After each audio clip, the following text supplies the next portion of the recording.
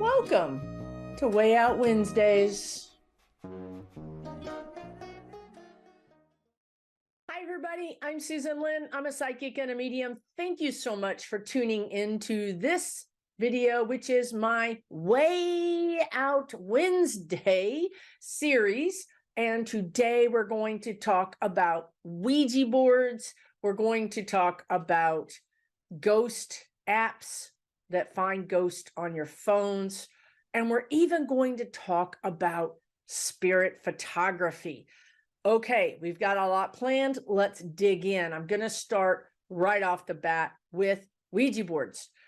Most everybody watching this video has had an experience with a Ouija board. It's sort of like a rite of passage at some point in our lives. And maybe your experience was positive. Maybe your experience was terrifying, or maybe it just didn't work one way or the other and you just lost interest, right? I would say overall, the majority of people, their experience is not one of love and light, to put it lightly. I know for me, when I did my first Ouija board experience, it was me and my sister, and we were alone in my house, which we all knew was haunted. And when that little piece, that little thing you put your hands over or on started moving, we both jerked our hands back because, of course it's moving and you want to say, you're moving it. No, you're moving it. No, you're moving it. And we figured out neither one of us was moving it. Now, in my case, it spelled out a name, George, who happened to be my grandfather. So nothing bad happened, right? I mean, it was all good. Except for at that time, my dad rolled up outside in the truck and we were like, there's no way we're going to be caught dead doing this in front of my dad, because he would have made fun of it. It would have been like a joke. And then he would have been doing ghost jokes for the rest of my life. I mean, he already pranked me enough. I didn't need him to have a whole nother resource to dig into to prank me with. So we quickly put it away. But I will tell you that we never got it out again, because honestly, neither one of us was touching that disc, that thing that was spelling out my grandfather's name. Now, let me tell you what I think about Ouija boards, or what my spirit guides are telling me to tell you about Ouija boards. They are saying nothing is good or bad. It's you make it so, or your energy makes it so. But for sure, one thing is true, and that is that Ouija boards are a portal. It's a portal. It's a portal of energy that opens up access across the veil. So yes, you could talk to your loved ones. You could even ask yes/no questions. I mean, it has yes/no right there on the board. But here's the caution.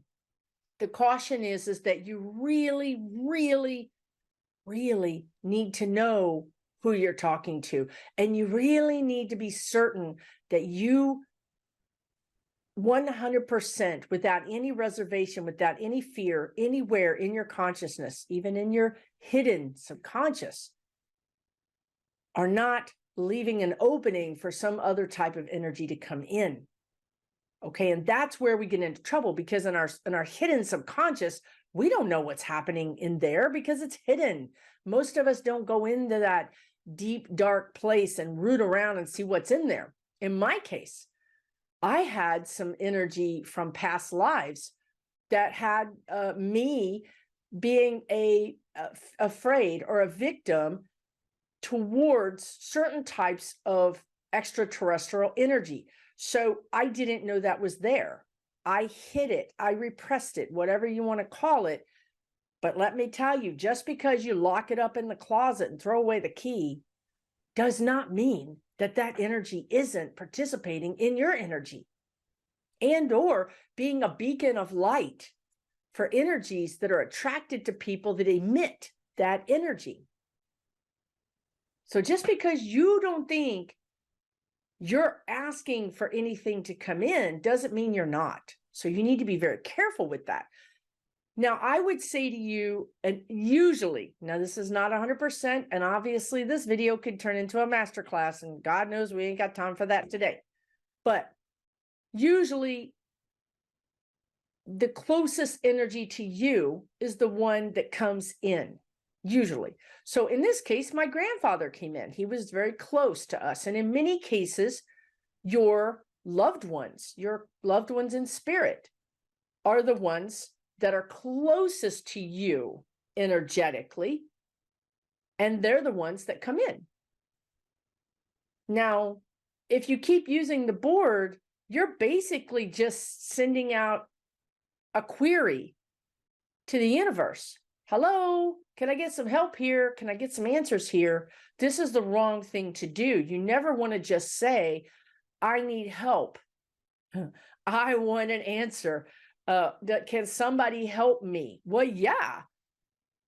Any number of trickster energies can show up and help you. And honestly, in the beginning, because they're tricksters, they give you helpful information and information that's accurate. And in this case, I'm really talking about pendulums. Pendulums are very similar in many ways to using a Ouija board. Now, I know this is going to freak people out, but I'm telling you, you need to be very careful. That's why if I would suggest that if you're using a pendulum, you start out by saying, show me yes, show me no. Is my name Susan? Is the sky blue today? You know, it's very interesting. The guides are showing me that in our society today, this is where you see the CAPTCHAs, you know, the things online that you have to pick the buses out of this photo, and you go, there's a bus, there's a bus, there's a bus. You're proving to that website or to that process of purchasing something that you're indeed who you say you are. You're real. You're a real human. Well, this is the same thing. It's the same energy. You're using a spiritual CAPTCHA. You're going to ask that pendulum, is my name Susan? Am I a girl? Am I a man? Do I live on XYZ street? And I promise you, if you use your pendulum a lot, on occasion, you're going to get a funky answer. You're going to get an answer, no, your name's not Susan. Then what? Well, what is that about, right? That is, you've linked up with an energy that's not a true energy. It doesn't have your highest good at its heart. It doesn't even know who you are. You've sent out a frequency to the universe, and somebody answered your doorbell. They answered your phone call. We don't want to do that, right? We always get our phone and dial the person we want to speak to. So be very, very sure I'm talking to my higher self. I'm talking to my spirit guide. I'm talking to my mom who's in spirit. I'm talking to Archangel Michael. You have to be 100% ironclad certain in your energy of what you're doing and who you want to talk to. If there's something hidden back there that you don't know about, it's a back door opening for these tricksters. Believe me, I know what I'm talking about. Okay, I know what I'm talking about. So how do you find those back doors? Well, if something starts happening, like you get night terrors or you start experiencing weird, bad things, or you feel like you have an attachment, or your pendulum is giving you cuckoo for cuckoo answers, then you've got an access point, a blind spot in your energy that these energies are able to get into your energetic body, into your aura. So what you want to do at that point, in my opinion, and there's a lot of ways to do this and a lot of right ways to do this. So whenever you're listening to anybody give you advice, I want you to feel how it feels for you. If it resonates with you, do it. If you think, that doesn't really fit me, switch this video off and go to the person that fits with you. Always use that as your litmus test as to whether you're going to follow somebody's advice. Now, if you find that these weird things are happening, and regardless of whether you used a Ouija board 50 years ago or 20 years ago or yesterday, it does not matter. Sometimes those energies can stay with you, or maybe you just had a Ouija board experience that was weird and you've never had another experience since then, and you are perfectly good. And that's great. That's fine. That can happen. Just because you used a Ouija board doesn't mean you have an attachment. It does not mean that at all. It means that it can invite the wrong energies in if you're not careful. Now, how you, and this back door, this blind spot, I see this a lot. And it's common. If you don't know about something, how can you fix it? So if you're having some odd experiences or things like that, you could have given your permission away. Talked about this before because it's the number one most important thing that you and I and just about almost every human is going to experience in the next 20, 30, 50 years. We are going to need to really step into our own power and not allow other entities or people or situations or jobs or whatever it is take our power away from us. Because when we do that in our physical life, it often happens in our energetic life as well. So you can just revoke the permissions. I've talked about this a lot. I revoke any permissions that I've given any energy, entity, anything. I revoke any permission that I've given explicitly or implicitly. If you don't have my highest good in your mind, heart, or soul. So it is. Boom. You just lowered the boom on them. Now, if you don't believe it, they're not going to believe it. So you really have to step into your power here, and you have to say, yes, I believe this. I feel it in my body. I am revoking their permission. Okay. So this is how you can deal with that. Now let's talk about spirit photography. So, and let's talk about ghost apps. Listen, this is fun. This is cool. I had a ghost app on my phone, and there's hundreds of them. And just for fun, literally, this was years ago, but just for fun, I would go around. My photography studio at the time was in an old building, and I would go around the studio, and I'd have somebody walk behind me with the ghost app, and I would go in front of them, and I would walk into the room and say, ghost in that corner, and then they would confirm, they would see what the ghost app said. And this was a game we played.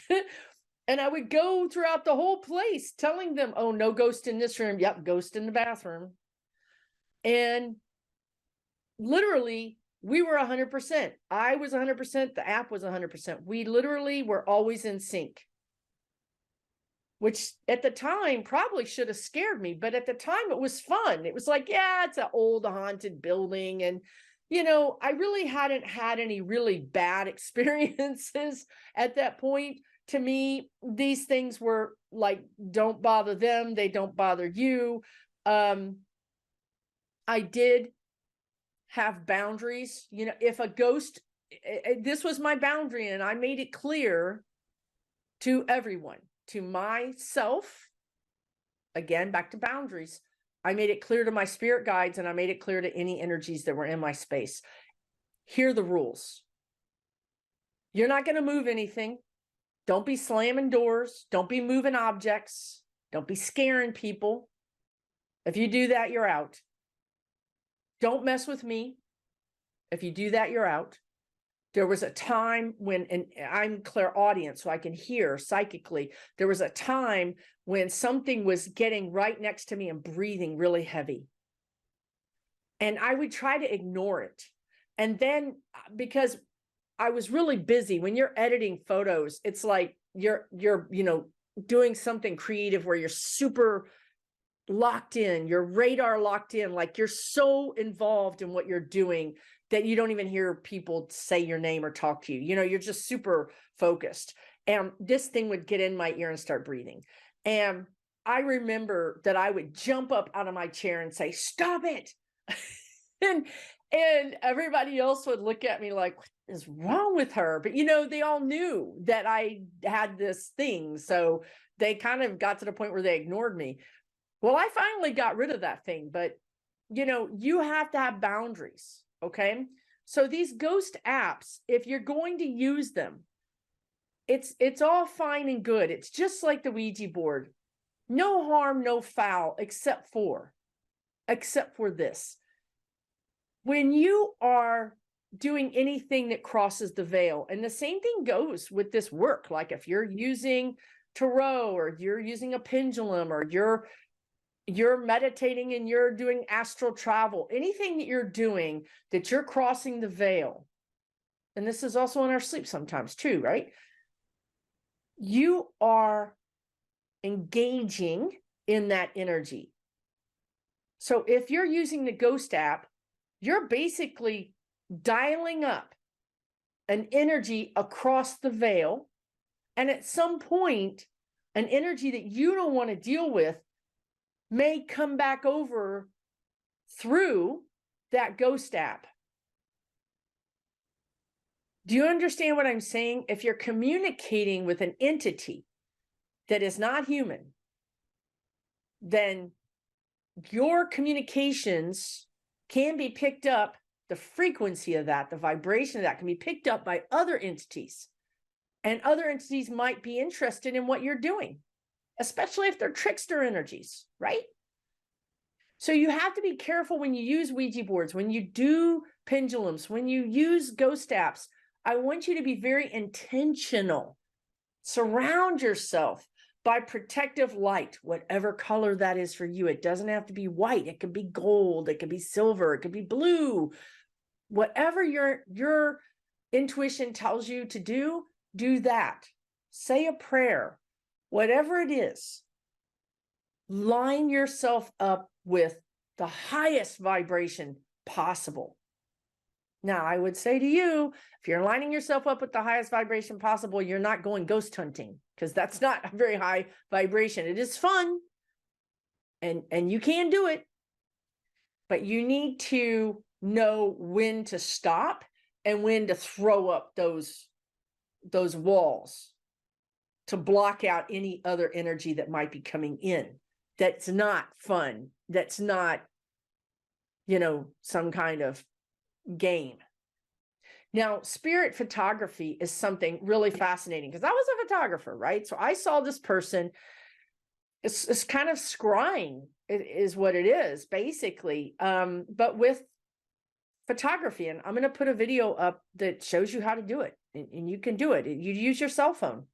You use your cell phone in a bowl of water, and you can literally see spirits in there. And it's fascinating, because the spirit in some of the pictures, and I don't know if it's so much in mine, because I kind of lost interest in it, but in some of these people's pictures that they get, the spirit is three-dimensional. It's as if the picture is one-dimensional, but the spirit is, you can see the spirit sort of coming out in a three-dimensional way. It's fascinating. It truly is. So when I did my spirit photos, the first things that came through, now I did ask, at least I had the sense at that time, I did ask that only spirits of the highest vibration come through.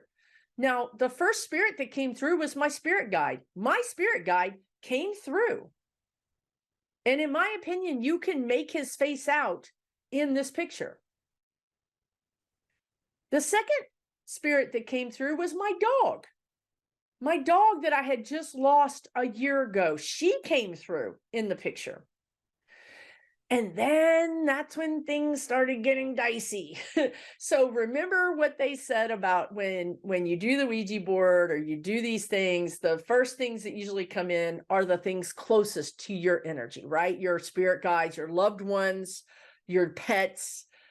Some of these people that do this kind of work can literally have a picture of somebody, a real literal picture of somebody, a relative, an ancestor, and show you their spirit photo, and you can see a likeness. It's fascinating. It really is fascinating, and it's cheap. It requires nothing but a cell phone and a lot of patience.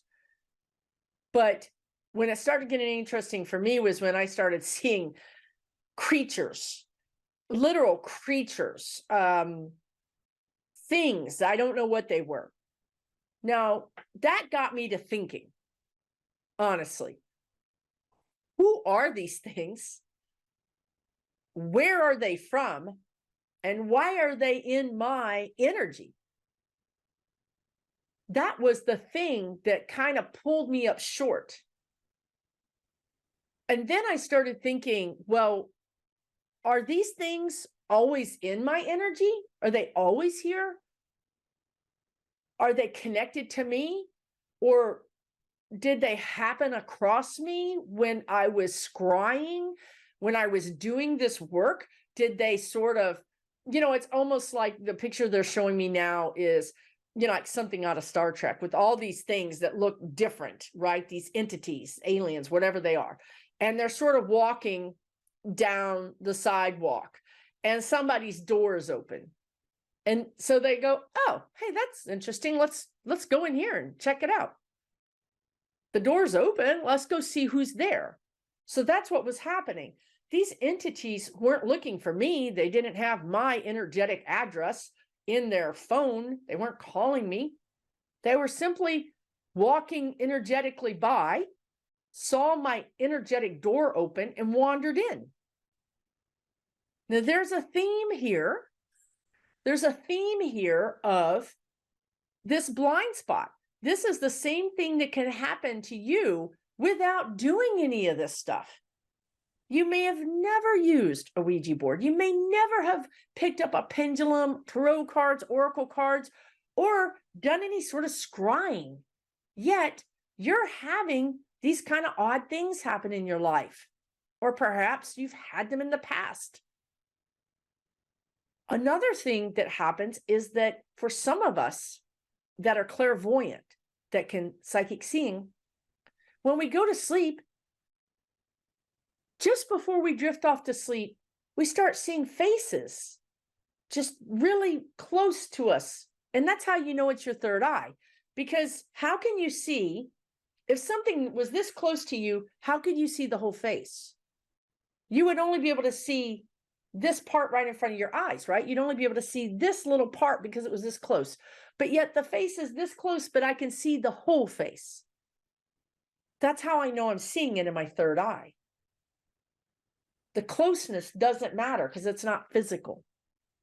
So when you're going to sleep, and this isn't all the time, but this tends to, in my opinion, it kind of goes through periods of time when it happens more often than not. You see these faces just kind of going through like a ticker tape of faces. Who are they? I get a lot of clients who are like, who are these people that I'm seeing and why am I seeing them? Well, first of all, you're clairvoyant. Second of all, you are open. You're open. Now, there's two things here. Blind spot is one thing. Being open is another thing. So your crown chakra is open. Some of us are born open, completely open. The majority of people need to stand in the power is what they say, but what it means is meditate. Or you can be in a group of people and that makes your psychic ability stronger and it makes your mediumship abilities stronger. So they form circles because that makes your ability to connect stronger. And back in the day, they would form a circle and chant or sing to bring the vibration up so that they could connect to the other side. Some of us don't need to do any of that. And this doesn't mean that anybody's better or worse. It does not mean that. There is no judgment here. It means that some of us are zebras and some of us are wildebeest. Some of us are tigers and some of us are lions. It's just a difference. But it's an important thing to understand, because if you're born open, forget the blind spot. They just come straight down through your crown chakra because you don't have any idea that you're open. Now, how do you know if you're open? Did you see ghosts when you were a child? Did you talk to entities? Did you see entities when you were a child? Did you have pretty big metaphysical things when you were a child? You weren't making it up. That is a real big indicator that you're very open. Now, children in general are more open than adults, because as we go into that school learning environment, we realize that not everybody is seeing ghosts, right? And that's another indication. So if you're more open, naturally open, then you really need to pay attention to that, and you need to monitor and close down that door, that window, that connection to the other side. And some people say, well, if I close it down, I won't be able to get it back open again. Absolutely, you will. Some of us have closed it down, thought we closed it down permanently, think it's gone forever. It's not. It's never gone forever. It's just a matter of figuring out what you need to do to open it back up. But you can open and close your connection to the other side. Okay? So that's one thing. When you have these sort of blind spot energetic openings, that's trickier because it's a blind spot. We don't know it's there. And those things tend to happen when we're asleep. Those entities tend to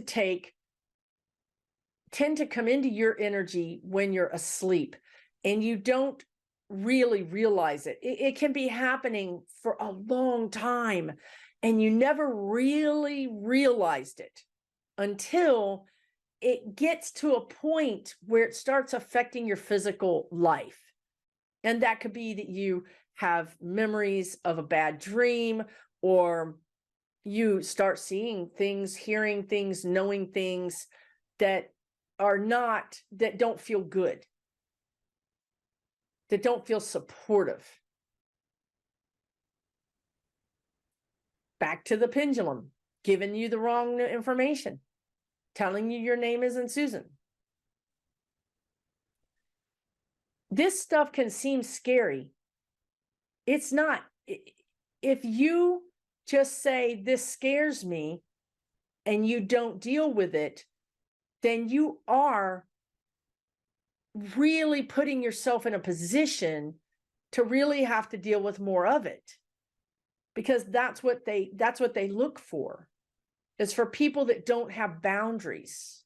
Remember, I said I have boundaries around ghosts. I have boundaries around, dead people. Sometimes I'm going to give a reading and the person that is deceased shows up in my kitchen in the morning. And I'm like, who are you? And then I think, oh, I have a session today. Are you with this person? Yes. Okay, honey, look, you're about 5 hours too early and I'm not working yet. So come back later. You have to have boundaries. And if you don't have boundaries in your personal physical life, you don't have boundaries in your energetic life. And that's an indication that you could be having problems with this. So to sum all this up, I would say, look, you can do spirit photography. You can do the pendulum. You can do the Ouija board if you want.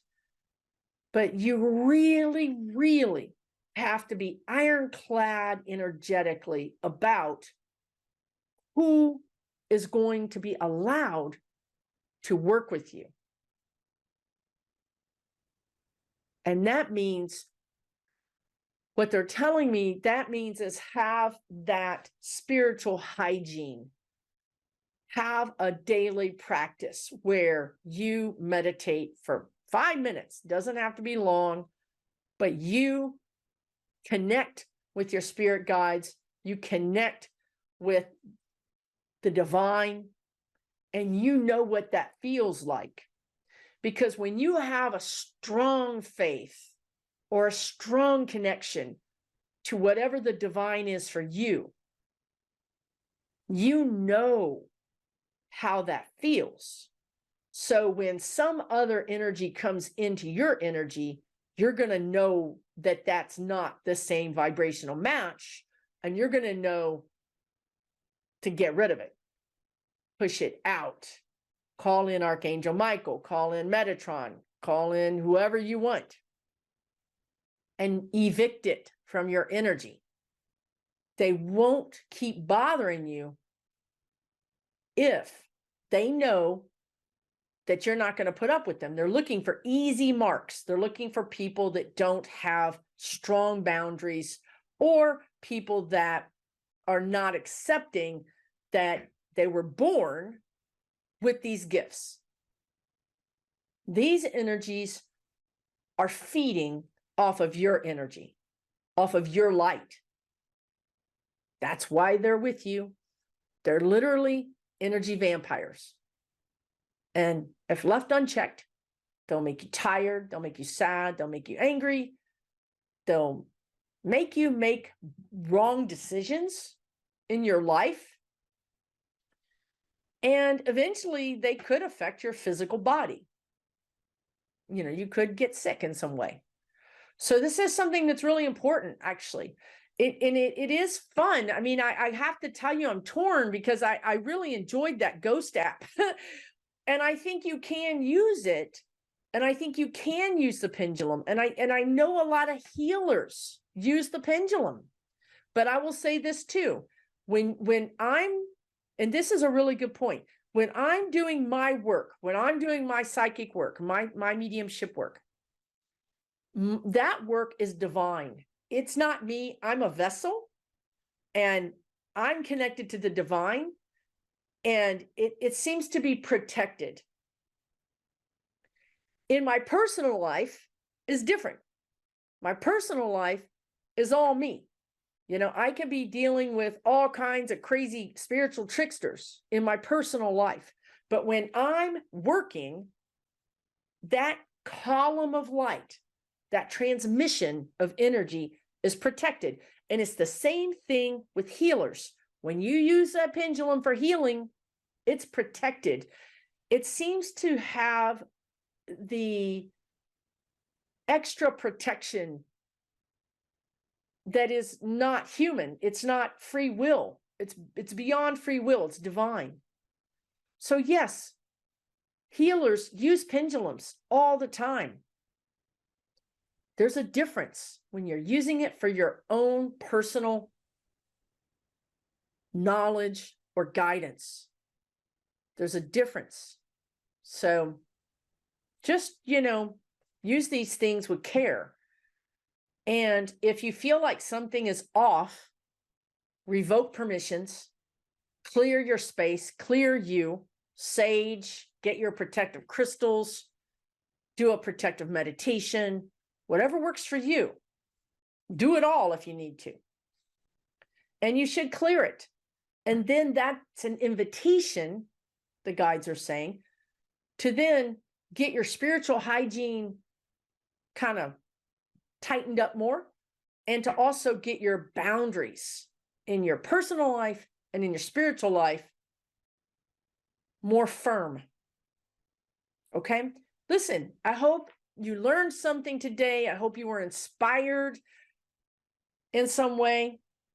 And I hope you were maybe entertained in some way. I really appreciate you checking out this series, Way Out Wednesdays. You can see on the screen, I'm going to be putting a link for the playlist for all of the Way Out Wednesdays videos. If you click that little label, you'll be able to go to the playlist and see all of the videos in this series. Please leave me your comments. I really enjoy your comments. I think we have the best commenters on YouTube. I love reading your experiences. And honestly, your experiences, your comments really help others. You're going to give an extra dimension to the things that I talked about today and maybe touch on things that I didn't talk about. It's very educational and helpful for everybody that reads those comments. So thank you so much for taking the time to do so. Take really good care of yourself, and we'll talk soon next Wednesday.